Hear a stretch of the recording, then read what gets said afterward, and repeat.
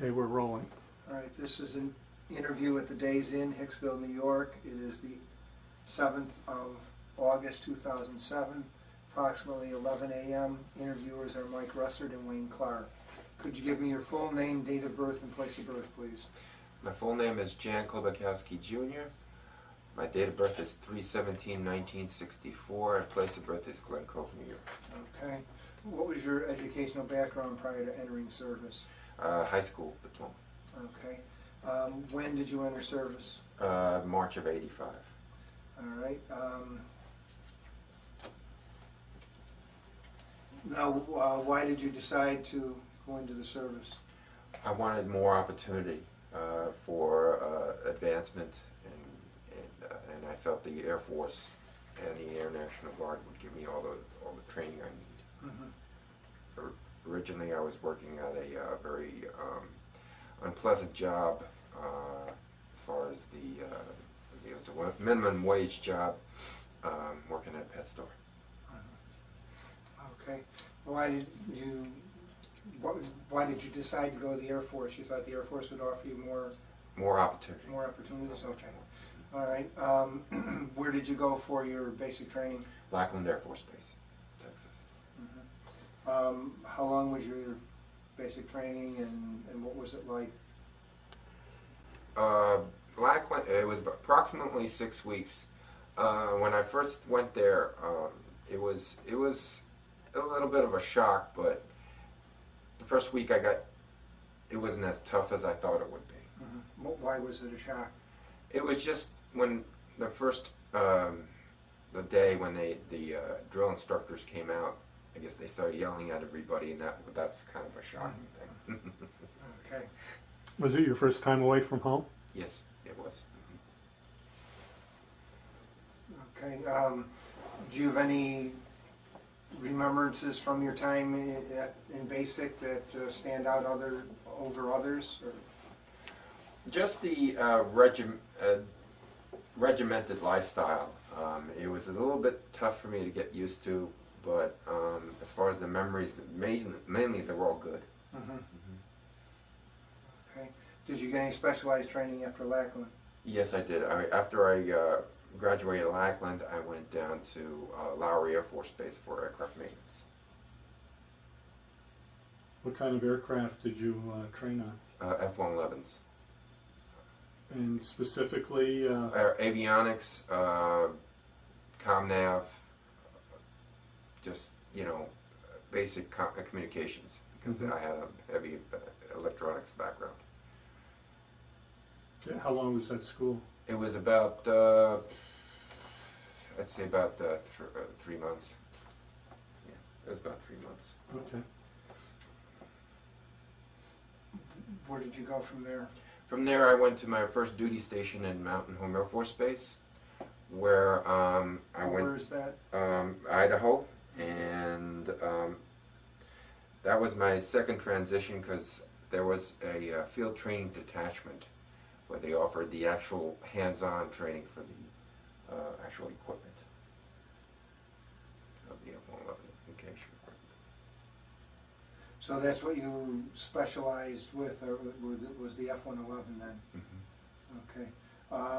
Did it have any special communication problems, or did you find it an easy craft to work on? It was an easy aircraft to work on, but it was just the fact that I had to work on my own, which I never did before.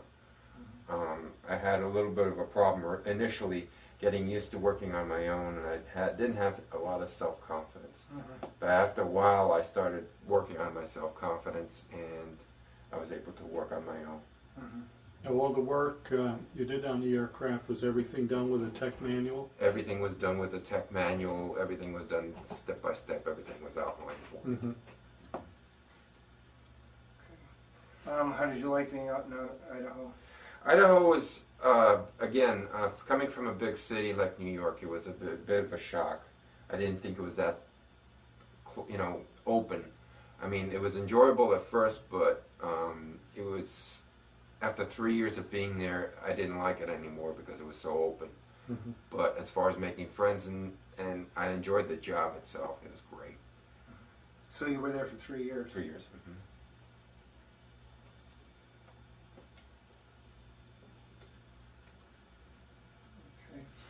Okay. Where did you go after that?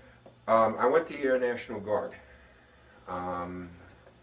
What happened was I was sitting in the break room one day and I saw an advertisement for the Air National Guard. And I remember when I called right from the break room and I called the recruiters because I wanted to change and I wanted to see what it was like. But to join the Air National Guard, you had to commit to a specific area and a specific type unit? Actually, I was doing a little research and I was looking to go back to New York. And since I have a heavy electronics background and aircraft maintenance and everything, the one closest unit was Roslyn Air National Guard Station in New York. And they had a ground radio, and I felt that was the best fit for me. How long were you there? Initially, I joined the unit in 1988, and I didn't leave until they closed the base in July 2000. So I'd say, 15 years around there. Okay. After Roslyn was closed down, where did you go? Klebukowski Air National Guard Base, West Hampton Beach, New York. Were you doing the same type of work there? No, actually, I was hot before I was hired at Klebukowski. I was doing training manager. I was hired full time at Roslyn, and then all I did was I transferred that job over to West Hampton when they closed it. Okay. Now, were there any assignments that you had that were kind of interesting while you were in the Air National Guard? Any kind of deployments, anything like that? Yes, there were. There was a couple of them overseas that I liked. One of them was France, Greece. Each assignment was about 2 weeks apart. And there was another one for a Navy picket ship. It was called the USS Redstone, when we had to wire up I guess some wires and breadboards and stuff like that into the ship, so all the communication equipment could be put in there. There was another one where we went to Fort Drum. I remember one very good memory. I had went through some computer training before that, and we went up to the Global Patriot exercises, and we were setting up a LAN server and administrator rights for all the combatants at the time. And I remember one time I was out in the field and this 4-star general comes up to me. He says, because I was taking pictures, and he says, "Oh, you want to take a picture of the F-1, not the F-111s, but one of the aircraft that was passing by," and he actually radioed the control tower to make him pass over me so I can take a good picture of him. Were you activated during 9/11? Yes, I was. What were your duties? Actually, I wasn't at the site, the ground radio, but the ground zero site. But I was more like administrative, supporting the the people who were activated or who were actually at the site. Where were you assigned? At the base at Klebukowski. Oh, okay. All right. Did you actually get to go down to Ground Zero at all? No.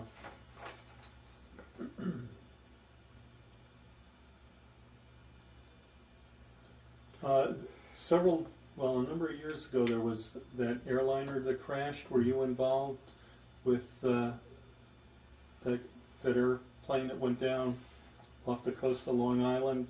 Were you involved with that at all? No, like I said, I was doing more of an admin support of the guys that were there. So, I mean, I was never really activated for any sort of, you know, contingency other than, like I said, 9/11. I just provided the support for it. Okay. Now, you said there was a supervisor out in Mountain Home that you thought helped you a lot, gain your confidence and so on? Yes, there was one supervisor that I became friends with.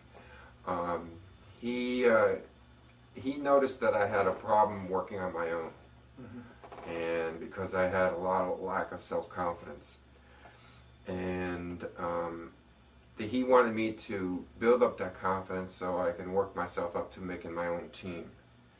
So over the next 6 or 7 months, he worked with me, and he worked one-on-one with me to help me overcome my fears of working on my own.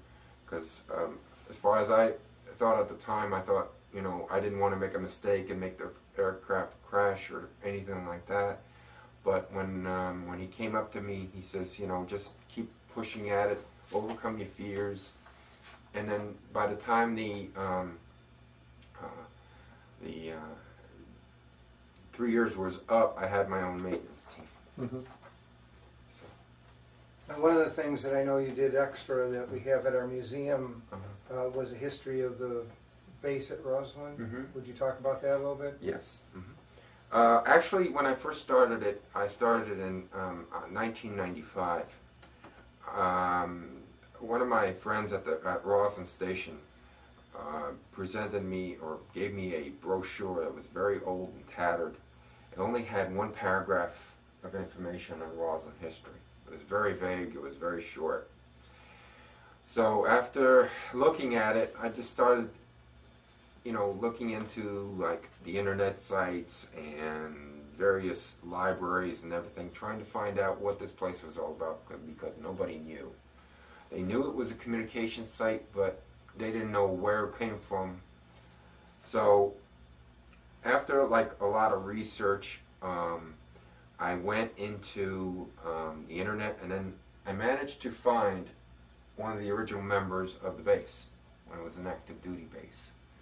Her name was Virginia Taylor, and she had her own little history on the base. She gave me her stuff, and I started looking at it, and then from there I did a lot of research off that, and then I started putting all the stuff together. Okay. And I know I saw it in our collection, so I'm glad you did that. Okay. Are there any other things you want to mention that are part of? Actually, I just want to let you know that some of the Roslyn history is now officially included in several libraries and historical institutions. One of them is Hofstra University Long Island Studies Institute. The other is the Library of Congress. I just got a letter with that.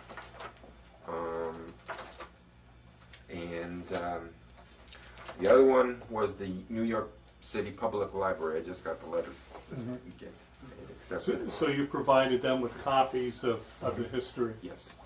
And I'm also, my own public library in Glen, Cove took my history, and they gave me all these acknowledgement letters. So I'm also working with Channel 21 public TV. Hopefully it'll be put on you know, the public TV station. I met with Mrs. Stats, who's the producer of Channel 21, and we met one day, and I showed her my work. I showed her all the research I did, and she is hopefully going to put it on the fall TV presentation of World War II on Long Island. So I'm working with that. Okay. Could you hold this up? I know you sent this to us. Tell us where and when that was taken. This was taken actually when I got the the outstanding NCO of the Quarter Award. I guess because at Klebukowski Air National Guard Base, I worked a lot of overtime hours to try to get things done, and trying to get the school allocations done on time and stuff. Okay. So you are presently an E7 or an E8? E7. E7, Mhm. okay. So about what year was this? That was actually 2003. And how many years service do you have all total right now? 22. 22. And like I said, as far as the, I used to also coordinate a lot of classes for Roslyn, like extra classes on top of what I was doing. One of them was build a computer classroom from scratch. There was a old unused classroom or a room in our building. It was really worn and tattered, and what I did was one night I decided to stay late and I repainted the whole room. I fixed all the broken computer equipment. I wrote all my own lesson plans for the computer stuff, and then I put it all together, and then they were using for computer training. So that's one of the things I did. And that was done in December 1992. There was a couple of other ones that I did from 1992 all the way to 1995 dealing with computers. Computer training classes, fiber optic training classes. I improved the computer training room that I built originally, stuff like that. And like I said, I participated in the Global Apache, Global Patriot, both exercises. And What did those exercises do? Where were they, and what was their? that was a deployable LAN, local area network. The Roslyn detachment commander decided to send me to 4 Microsoft courses before that to prepare me for the deployment. And what that was, we set up the local servers on a field, right in the middle of a field, and then you use that to communicate with the soldiers that's out there. So that was the first use of the LAN when it first came up. Okay. And that's when the first 4-star general came up to me. Oh, okay, that was up at Rome. Yeah. Okay. All right. Do you think there's anything else you want to add before? Let's see. I think other than the Roslyn history, that's about it. Like I said, I've been to many great places. Like I said, Hawaii, Florida, upstate New York, Shepherd, Brandywine, Maryland, Salt Lake City, Utah. Oh, and I went to the Senior NCO Academy in residence. That was a tough issue because I needed to make the weight standards and everything. But after I was able to get my weight down to the appropriate levels and make all the requirements for the course, I was able to attend the course, and I found it to be very, it was the best thing that happened. So, Whereabouts was that? Maxwell Air Force Base, Alabama. And right now I'm working on donating some of my Roslyn history with them too. So hopefully they'll take it. But, just for the other students out there. And like I said, I went to Germany for 2 weeks, Korea, Hawaii, Canada, and that's about it. And like I said, Greece, and that's about it, really. I noticed you said you're proficient in Polish. Were you ever able to use that while you're in the military? Yes. Actually, there was one time where one of the in Roslyn, one of the guys that came in, I guess it was a contractor, was talking in Polish. Nobody understood him, and they came up to me and asked me to translate it for them, so it helped out. All right. Well, thank you very much for your interview. Okay, thank you.